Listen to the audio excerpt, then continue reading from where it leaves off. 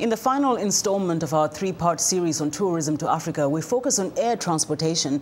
It was one of the issues addressed during the Africa Travel Association's 5th annual U.S.-Africa Tourism Seminar held here in Washington. The sky is literally the limit in the ongoing efforts to boost U.S. tourism to Africa. More airlines than ever before are flying to African destinations, and in many cases, non-stop. Travelers are limited only by their wallet. As an African airline, these panelists at the ATA seminar, representing Arik Air, South African and Delta Airlines, offer just 3 of the many choices travelers now have to get to Africa.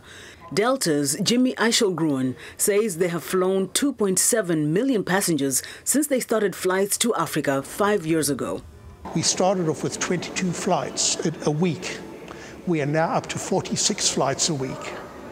We fly to 6 cities, sub-Saharan Africa, in 5 countries. That is South Africa, Nigeria, Ghana, Liberia, Senegal.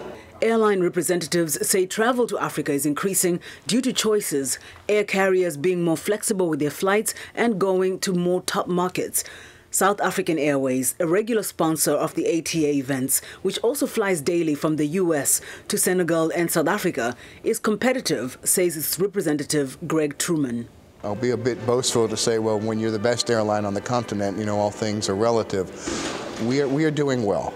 We've expanded dramatically on the continent over the last 6 months. We've added several new destinations, including Rwanda and a couple of other points in sub-Saharan Africa. We just launched non-stop flights to Beijing. Arik Air flies non-stop from New York to Lagos 3 times a week and serves other West African destinations from Nigeria.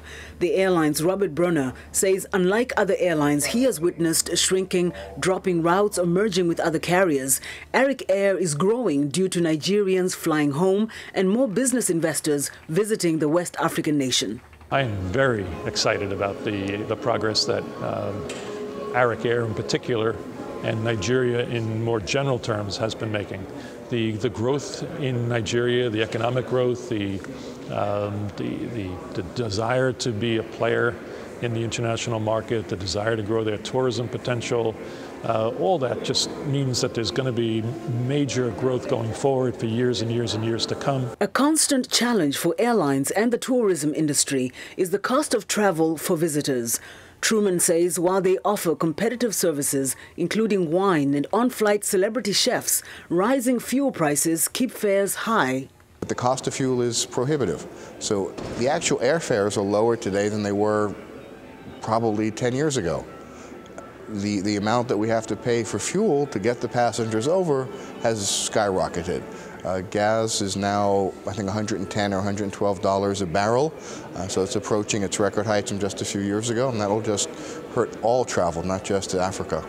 Fuel is a major, major issue because it directly impacts us, and we have to pass on some of those costs, or as much as we can, onto the passenger. There's nothing we can do about it. It's beyond our control.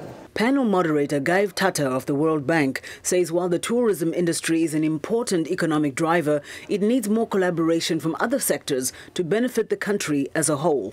The key thing to remember about the tourism sector is it's not something that you can deal with in isolation. Firstly, there's a complex value chain of airline industry, domestic tour operators, hotels.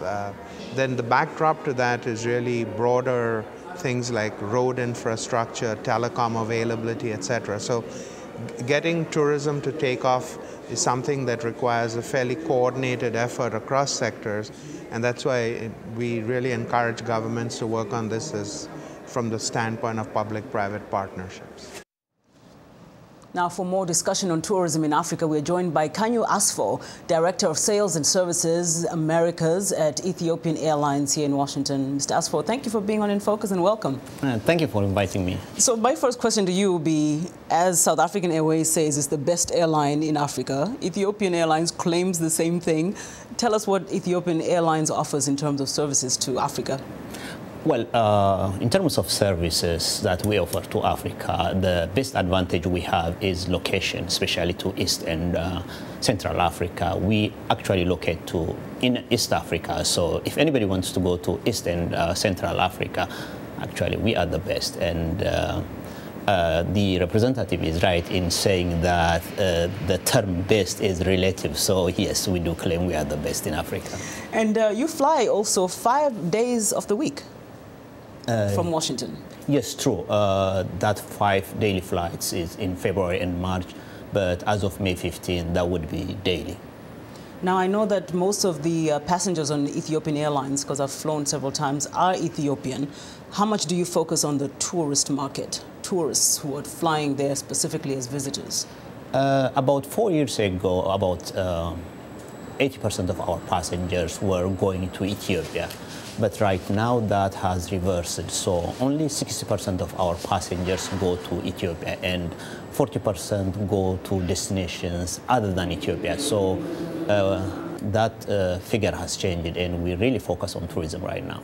We heard some of the airline representatives talking about how fuel has really compromised the ability of a lot of travelers to fly because the airfares are still very expensive. But Air Transport World, which is an online magazine, ranked Ethiopian Airlines, I think for about three times, including 2010, the most profitable airline in Africa and then the 16th in the world.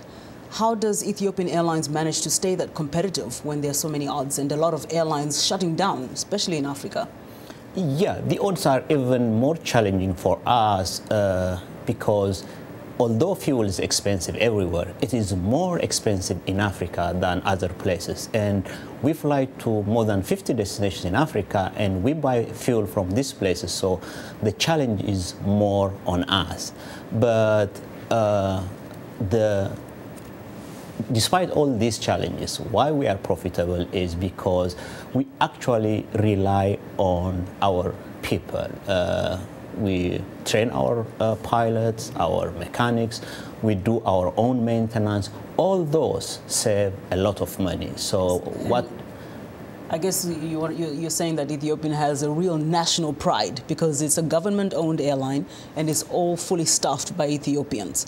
Well, not only national pride, but we say we're an African pride. We are setting up an airline and a joint venture in West Africa, so that's also a great pride for us. Of course. Tell us some of the challenges that you encounter as an airline servicing Africa on that scale. The challenges are, first, the challenges that we face because we are located in Africa. We are far away from the major hubs, not only hubs, but be it aircraft manufacturers, engine manufacturers. Okay. So if we need anything from Europe or America, we have to get it ourselves. Okay. Well, apparently you're doing pretty good on that. So thank you. That's all we have time for. But really appreciate you coming in. Thank you for having me. Mr. Kagnew Asfaw is with Ethiopian Airlines and joined us here in our studio today.